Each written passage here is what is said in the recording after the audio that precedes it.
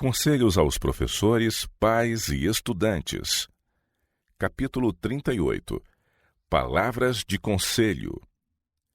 Está na providência de Deus que as faculdades físicas, da mesma forma que as mentais, sejam exercitadas. Mas a espécie do exercício físico feito deve achar-se em inteira harmonia com as lições dadas por Cristo a seus discípulos. Essas lições devem ser exemplificadas na vida dos cristãos, de modo que em toda educação e autodisciplina de mestres e alunos, os agentes celestes não possam registrar a seu respeito que são amigos dos deleites. Este é o registro que agora é feito de grande número, mais amigos dos deleites do que amigos de Deus. 2 Timóteo 3, 4. Assim estão Satanás e seus anjos armando laços às almas. Estão operando no espírito de professores e alunos para os induzir a se meterem em exercícios e divertimentos que se tornem intensamente absorventes, de modo a robustecer as paixões subalternas e a gerar apetites e paixões que neutralizarão as atuações do Espírito de Deus no coração humano. Todos os professores de uma escola necessitam exercício, uma variação de atividade. Deus tem designado o que deveria ser o trabalho útil, prático. Muitos, porém, se têm desviado do plano de Deus, seguindo as invenções humanas para detrimento da vida espiritual. Mais que qualquer outra coisa, estão os divertimentos contribuindo para anular a operação do Espírito Santo e o Senhor é ofendido.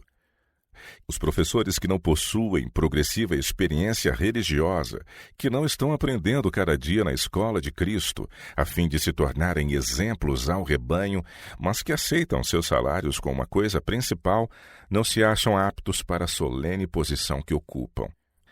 Olhai, pois, por vós, declara a palavra de Deus, e por todo o rebanho sobre que o Espírito vos constituiu bispos, para apacentardes a igreja de Deus, que ele resgatou com o seu próprio sangue.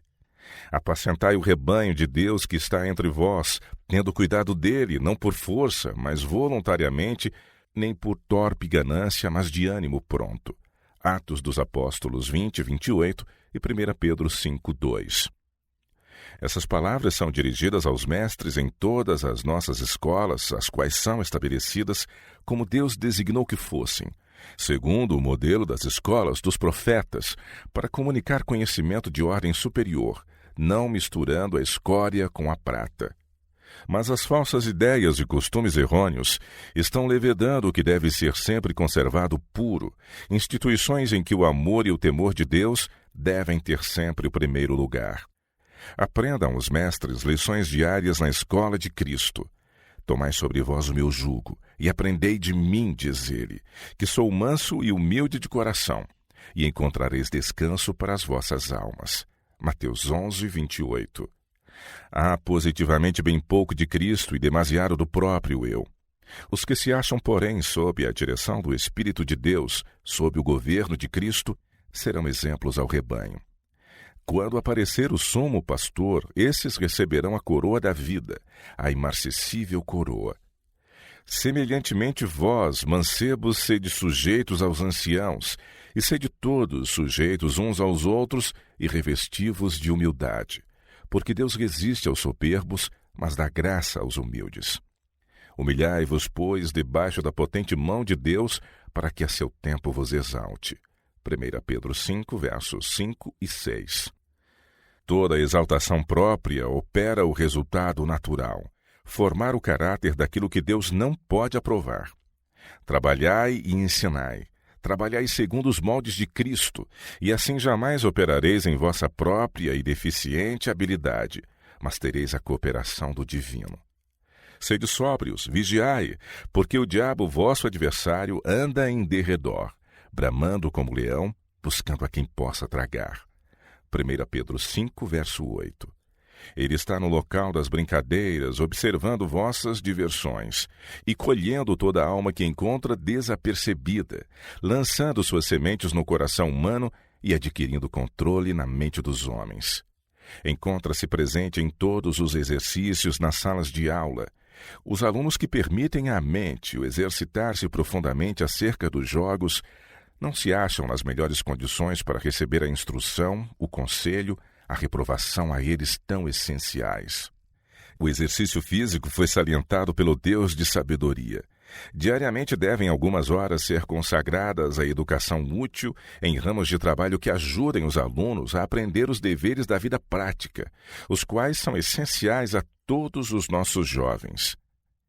É mister que cada pessoa, em cada escola ou outras instituições, esteja como Daniel, em tão estreita ligação com a fonte de toda a sabedoria, que fique habilitada a atingir a mais alta norma em todos os sentidos. Daniel tinha diante de si o amor e o temor de Deus, e consciente de sua responsabilidade para com ele, exercitava todas as suas faculdades para corresponder o mais possível ao amoroso cuidado do grande mestre.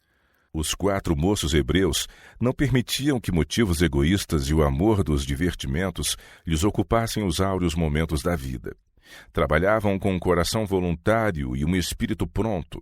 Isto não é norma tão alta que qualquer jovem cristão não possa alcançar.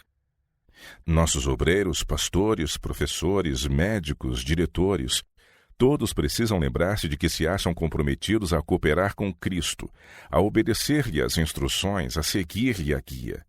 A toda hora devem eles pedir e receber poder do alto.